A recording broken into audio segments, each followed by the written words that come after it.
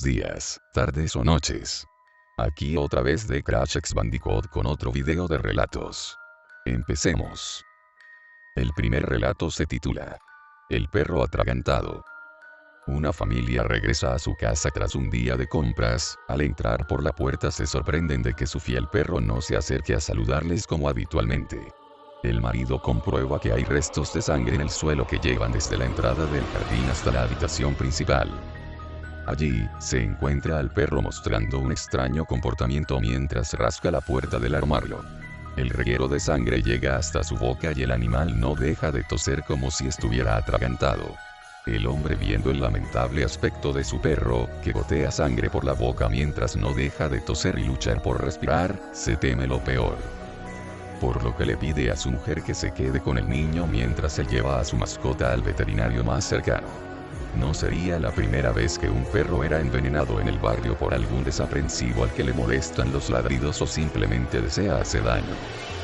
Por supuesto, el drama familiar es impresionante. La mujer estalla en lágrimas mientras trata de tapar los ojos a su hijo para que no vea al perro sangrando y el niño gritando para saber qué le pasaba a su inseparable amigo. Ambos se quedan desconsolados mientras el hombre lleva al perro en brazos hasta el coche familiar. Al llegar al veterinario, es inmediatamente atendido en la sala de urgencias, donde se comprueba que el perro tiene un corte muy profundo en el hocico. El corte es muy limpio, como hecho con un cuchillo.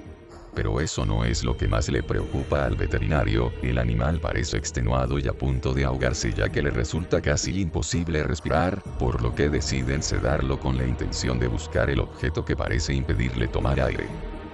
Finalmente el veterinario empieza a sacar un objeto sanguinolento, que inicialmente no es capaz de distinguir. Al extraerlo completamente se dan cuenta de que es un dedo humano que parece haber sido arrancado de un mordisco por el animal.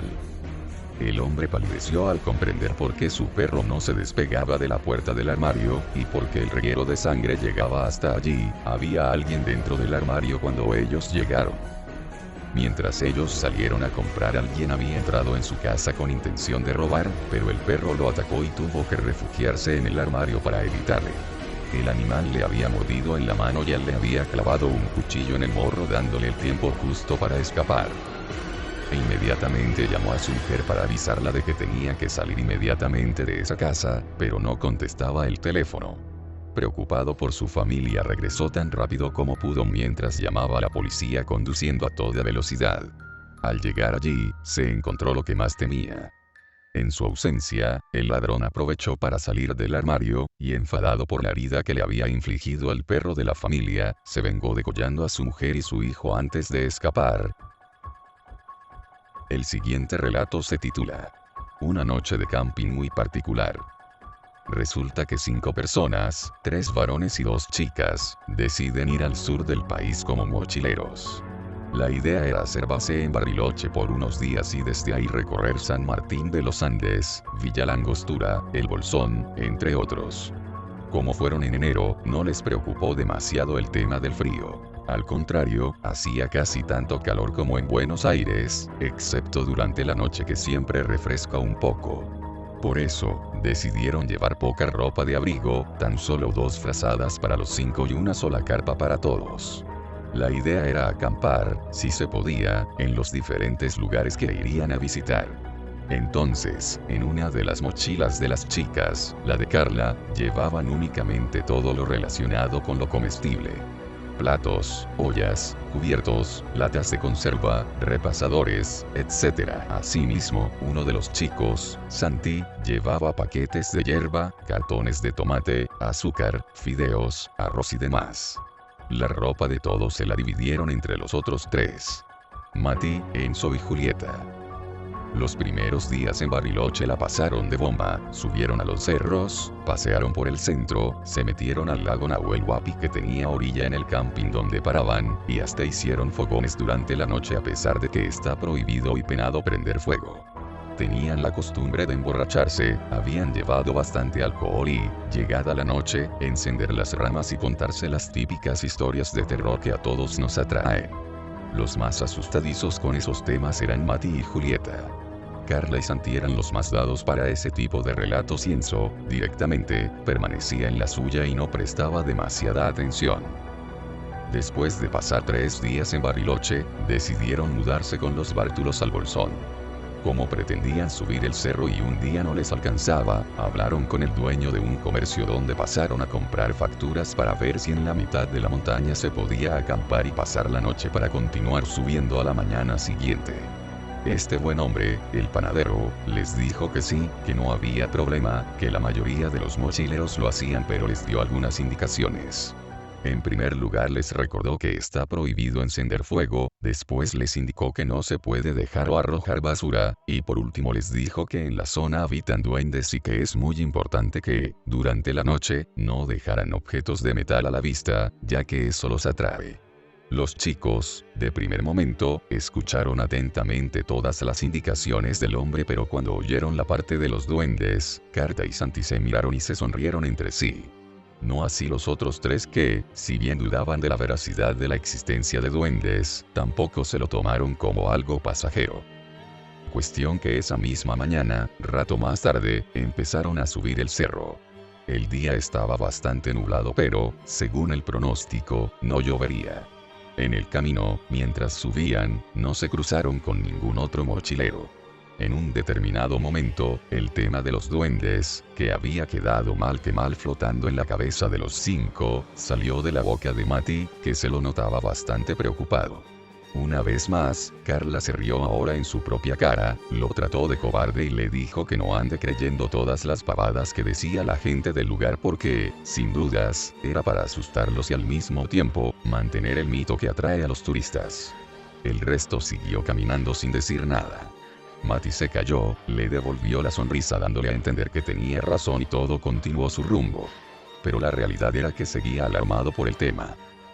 Cuando empezó a oscurecer, Santi y Julieta se adelantaron, prendieron las linternas y al poco rato optaron parar y armar la carpa antes de que se les viniera la noche plena. Entre que Carla con Mati se entretuvieron con eso, Santi, Julieta y Enzo decidieron ponerse a cocinar arroz. Entre una cosa y la otra, se hicieron casi las 10. Cenaron, prendieron fuego y, como todas las noches, se pusieron a contar las historias. A diferencia de Bariloche, que estaban en un camping compartiendo el espacio con otros mochileros, ahora estaban tan solo ellos 5 en mitad de la montaña, cosa que les produjo cierta sensación de temor. Tanto fue así que, en un determinado instante, Enzo frenó a Carla y le dijo que terminara rápido la historia para irse a dormir lo más pronto posible.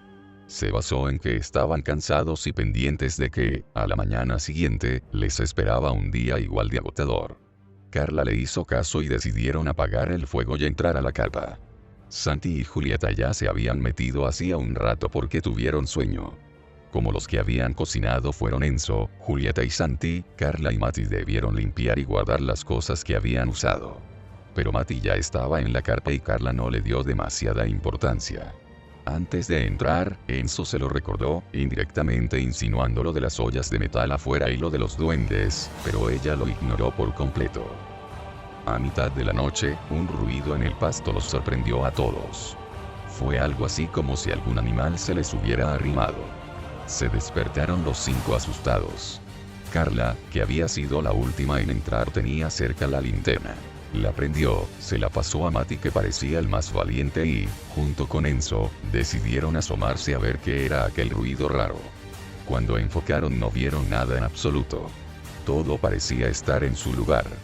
Las ollas seguían sucias a un costado de la carpa junto con los platos y los cubiertos, y al parecer, no había animales sueltos de por medio que hubieran venido a garronear algún resto de comida como habían pensado.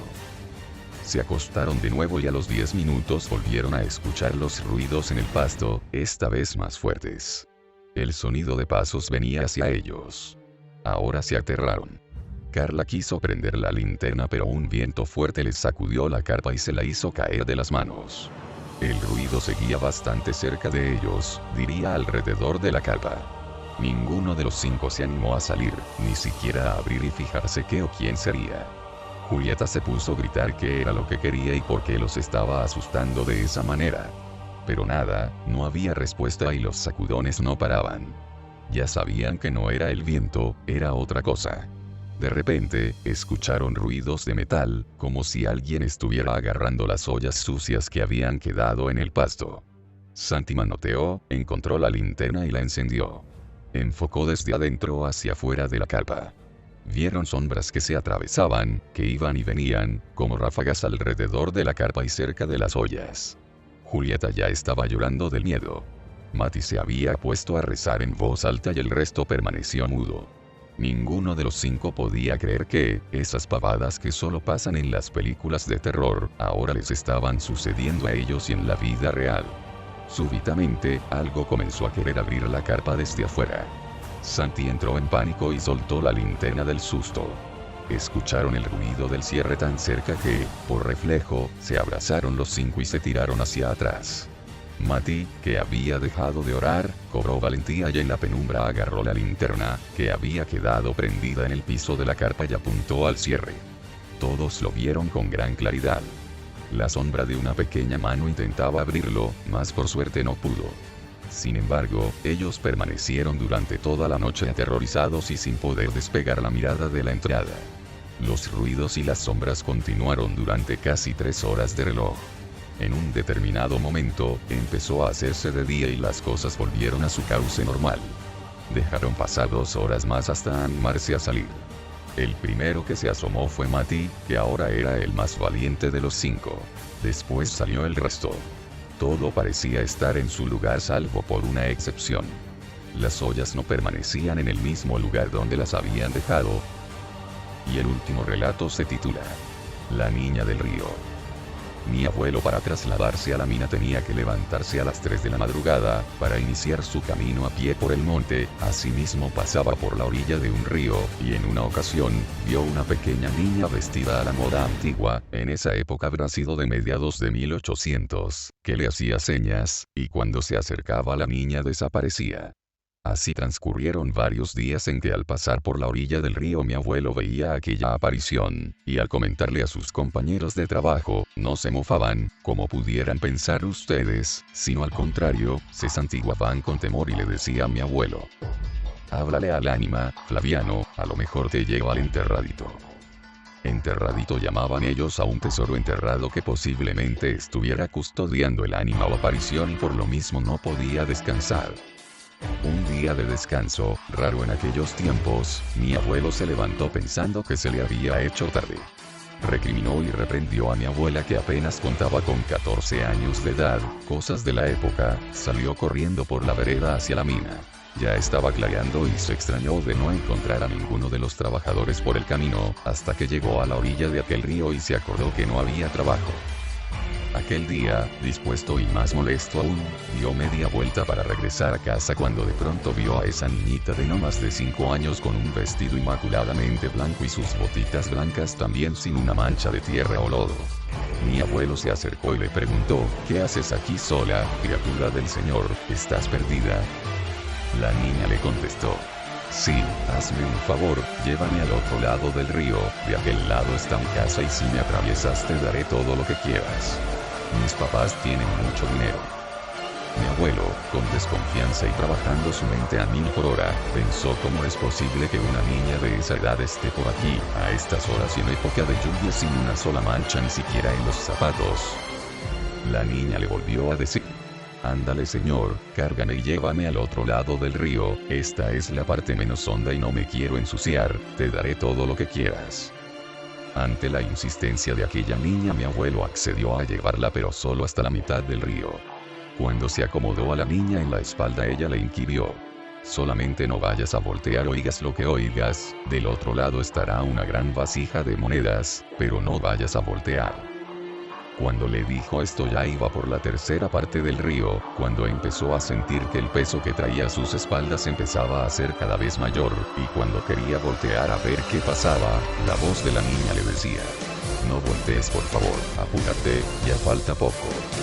Cuando le faltaban unos cuantos metros para llegar a la orilla, la curiosidad fue más fuerte que aquel hombre, y al voltear cuál fue su sorpresa, que en vez de encontrar a la niña en sus espaldas, encontró a una víbora, así la llamó él, enorme y gruesa con unos grandes colmillos y baba espesa que escurría por sus fauces.